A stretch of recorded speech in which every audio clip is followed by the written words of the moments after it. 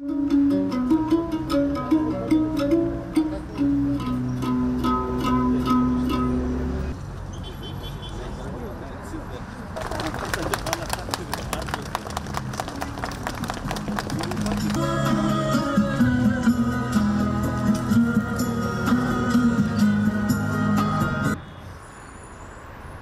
былтыр 19-жылы, 20-жылы кара элдин үрөйүн учурган апатты башыбыздан өткөрдүк.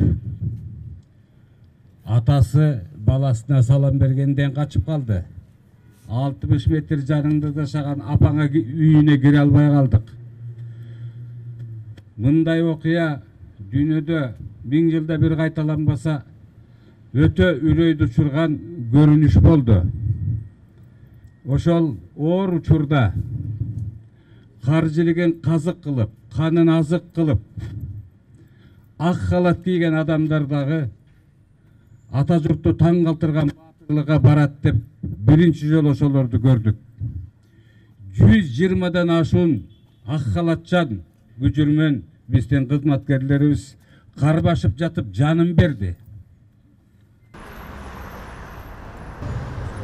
Ушул академияда крести чаптап алышып, үйлөргө табак ташышты. Өтө үрөйдү учурган көрүнүш болду. Урматтуу медициналык академиянын кызматкерлери, тармакта 3 жолу батыр болгон бир дагы тармак жок. Мына бүгүнкү ачылып жаткан эстелик ушунун жанында. Ошол жакта жатып алып, ошол жакта жашап алып иштеп атышат. Konкурс чоң болду. Жөнөкөй ак кийинген медициналык кызматкерлер. Медициналык академиянын кызматкерлери. Балдарыбыз, шаарда жүргөн жаш жаран. Мына ушул пандемия медициналык кесиптин кандай ыйык, бийик, ардактуу экенин далилдеп койду.